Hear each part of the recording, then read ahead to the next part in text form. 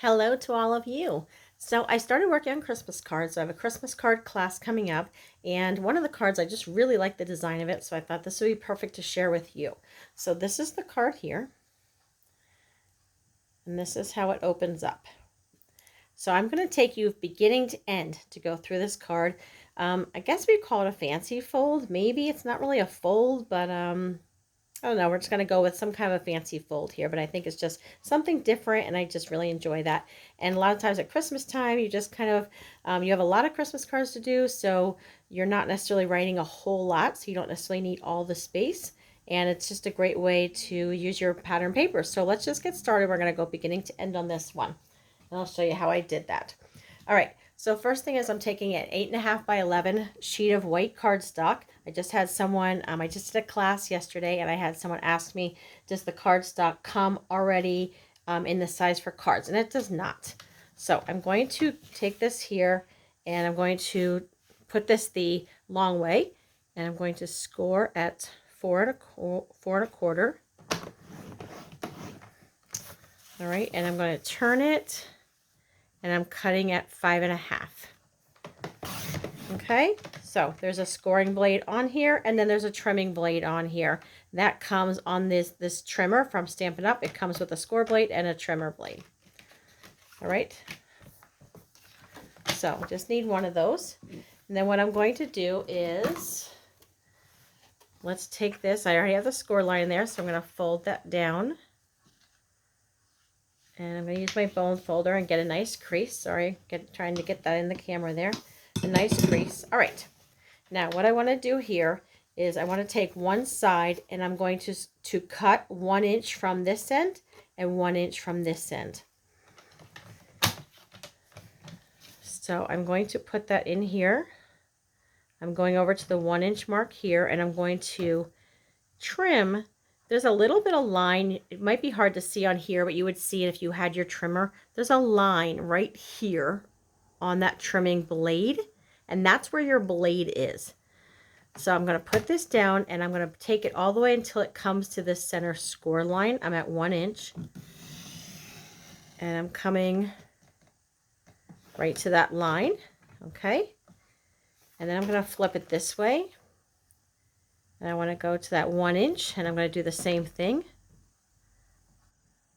And I'm going to bring this until I come to that score line, and there we go, and that's it. Okay, so now I have this going on. All right, so that's probably the trickiest part, is just trimming so 1 inch on this side, 1 inch on this side. All right, now I'm going to get this out of here. And then the next piece is, I pre-cut these. So this paper, let me go through first. So this paper here is Elegant Pine Snowflakes. Elegant Pine Snowflakes. This is online only, so you're not going to find that in the catalog. Elegant Pine Snowflakes. Let me show you some of the papers in here. So super pretty. Look at those. That's pretty. And then the back side is more of like an abstract. Okay, some pine cones. That one's super pretty. I love that. Okay. So again, it is called Elegant Pine Snowflakes. So I'm going to put that one aside. And all right, so this piece here is 1 inch then by 4 1/4. So first thing I want to do is make sure that these are lining up. There we go. All right. So then what I did here is I cut the background pieces. I have cherry cobbler for mine, but depending on what paper you use, you might have a different color. But I have a piece of cardstock that is just 1/8 of an inch smaller. So if this is 4 1/4, I did this one. I guess it would be like 4 1/8, 4 1/8. So you're just doing a little bit smaller trimming. So 4 1/8 by 7/8. By 7/8 would be your cherry cobbler cardstock. And then I did this piece and this piece of pattern paper an 1/8 inch smaller than that. So each layer is just an 1/8 inch smaller. So I can put those, ask me if you want specific measurements on that, shoot me a message on this video below and I'll put those measurements down in the comments, okay? So I'm going to take this glue and let's go ahead and put these pieces down. Remember with the glue, with this thin strip here, I'm really just putting glue down the center. The glue holds very well. All right, I'm going to put this in here. And the nice thing with the liquid glue is it gives you a little bit of some wiggle room. So I do go back and forth between the tape and the liquid glue. But I know some of you have some trouble with the tape. Give the liquid glue a try. But I will tell you that most times people use more liquid glue than what they really need. So let's put that down here. Okay, so these are for your 2 panels. Maybe you can see on that one a little bit better how I'm using the glue, and that's it. You see how much glue is being used? All right, so I'm going to go ahead and put this.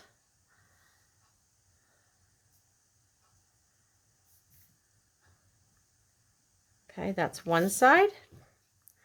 This one side. So since today was the first day of fall, I did go out today with some of my grandkids, and we got some pumpkins. Some of you may have had yours for a couple weeks already, but I hold on to every last day of summer I can. So today was our pumpkin shopping day. All right. Ooh, it's sliding. Slide back over here. There we go. All right. Okay, so those are your 2 outer pieces. Let's do the inside piece.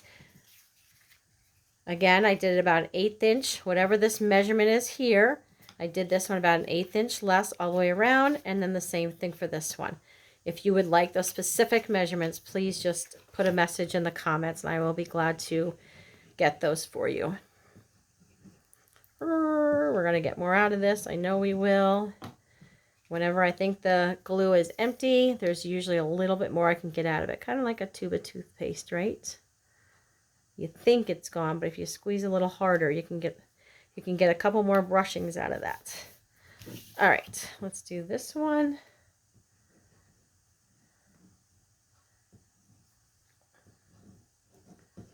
All right. Okay, so you see how much glue I'm doing? Not a ton, but it works. It will hold, I promise. So let's put that here. Okay, so what I want to do then is I want to take these 2 flaps and we're gonna close those down. We're gonna make those. We're gonna seal those. I do have another liquid glue, I promise, if I need to. Okay, that's it. Bring this down. Just make sure it lines up. Press that down. And then I'm going to take this side. We're going to put a little glue here. That's all we need. And I'm going to close that one up. All right, so that's the base of your card. So there you go. And you could use that with any type paper, but if you're coming to tomorrow night, if you live local to me, I do have a Christmas card class tomorrow night, and there's still space. You can come to that. And if you're coming to that, this is one of the cards. Okay, this is one of the cards that you can make at the first Christmas card connect and create tomorrow evening. Okay, so that's it there. We're going to go ahead and decorate the cover. What I use for this one, I'm using 2 different die sets. One die set I'll be using is in the mini catalog, and it's on page 51 if you have the catalog, or you can go online and you can find it online. But it's called Words for the Season Dies. And it has Merry, Happy Christmas Wishes, Greetings, Autumn, Holidays, New Year, Halloween. So you could use that for a lot of different things going on between now and, you know, January 5th, whatever, January 4th, 5th, and there. Okay, so you got lots of things in there. This is nice to have. So I'll be using these dies here. The other dies I'll be using, sorry, if you want to know the name of that again, that one is called Words for the Season. The other one I'll be using is, this is on page 33 of the catalog, and it is number 2 is the Peace on Earth. Okay, Peace on Earth dies, and I'm using the largest label right here. But you may have some other label dies. You could use that too, but this is what I'm using for today, Peace on Earth. Okay. All right.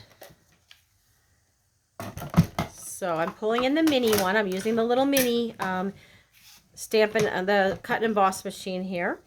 So I just have a piece of old olive cardstock and my label. And let's put that through.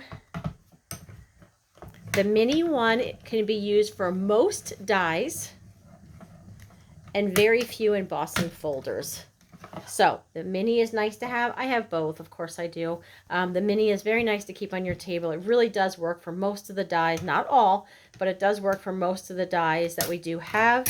It is a little bit of a bummer that, you know, you're not gonna be able to use most of the embossing folders though. So just know that.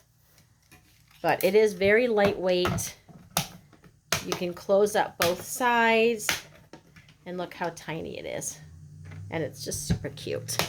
So it is nice to just leave on my table. I use it often. All right. And then I'm going to be using the words. I'm going to be using Merry Christmas words. Anytime you're using words like this, you can adhere with the liquid glue. You can. You just have to be super, super careful. To me, I would much rather use the adhesive sheets. If you don't have, let me see, we're getting a little close to the camera. If you don't have adhesive sheets in your stash, get them. So there's a whole lot of adhesive sheets that come in here. Okay, so I put the adhesive on the back. Well, I just put a piece of adhesive on white cardstock. Okay, it comes out of here. You cut it down to the size you want. A little goes a long way. Cut it down to the size you want. And then you pull off this backing. One side is sticky. Pull that off. And then that gets stuck to your cardstock. Okay. So know that I have an adhesive sheets on the back here. And then I'm going to take my words, and I'm not putting them where the adhesive sheets are. I'm going to put them on the other side. Okay, so here's the white cardstock. The adhesive sheet is on the back here. So I'm putting the words on the side that does not have the adhesive sheets. All right. So we're going to put that in here, and let's run that through. Crank, crank, crank, crank, crank. And run back through if you want to, just to help it pop out a little bit. Put that aside. And we'll pull this out of here. Okay. Now just know with this Merry Christmas, the M and the airy are separate, and the C and the Christmas are separate. So we're going to pull these out of here. And there's our Christmas. Well, there's our Christmas. All right, let's get the C. There are tiny little holes in there. If you feel like, oh no, they're not coming out, how do you get them? I take little scissors, and you just poke through the holes. Poke through the holes, and it comes right out. Okay, so there's the C. You might want to take your scissors also and poke out these little extra pieces. There's a one in the S, one in that one S. There you go. Now you have Christmas. And we're going to get there's the M. And now we need the airy. All right. There we go. Okay. Let me get that little piece out of the E. Okay. Now we're gone. There we go. Okay. All right, let's attach this on. So again, do you see how, like, because it's so skinny, yes, you could get glue and get in those little parts. It's just hard. So I'm going to lay this on here, and we're going to get this. kind of lined up where I want it to be. And then the Mary. I'm going to put that in here. Somewhere in there. Okay. So there is the backing on here. Sometimes people think that's the hardest part.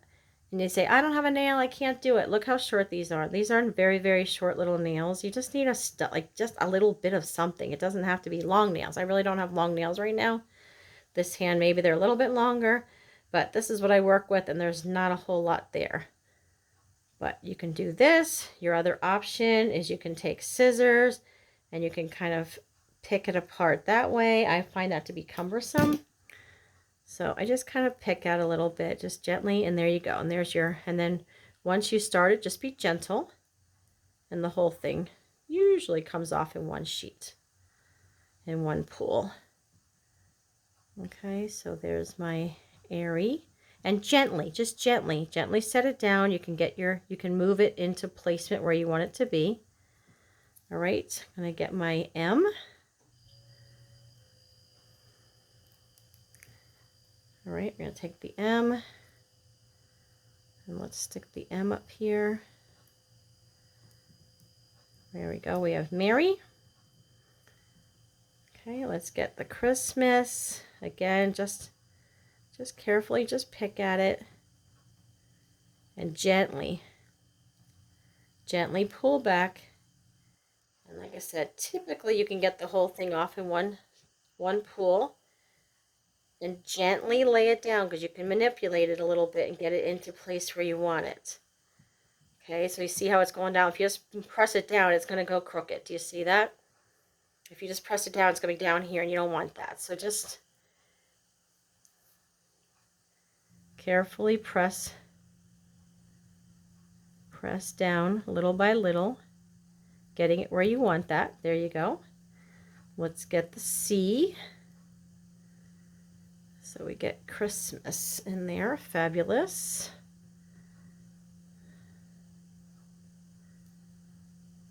There we go. Okay. So there's the Merry Christmas. All right. So I'm going to take the Merry Christmas. A lot of times I use dimensionals underneath, but I'm going to put some little gems on here. So I don't want to do dimensionals because that'll make it too puffy for the mail.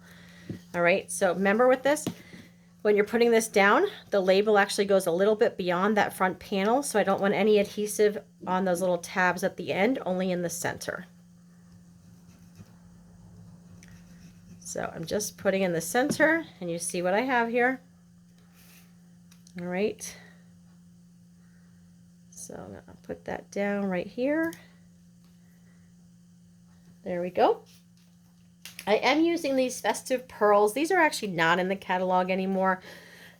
Many of you might have these from, I think these are last year's catalog, but there are also plenty of other gems in the catalog currently if you don't have anything that goes with what you're doing. So go ahead and grab those embellishments. It's a very inexpensive way to add a little extra to your card, and who doesn't want a little extra, right? So I'm going to do this kind of like a berries. I kind of did this one copying the little berries there. I find it easier to take my scissors and put underneath.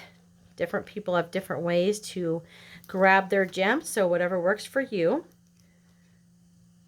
I just find there is a pick a tool. You can use that too. I just have my scissors handy all the time, so this is what I use.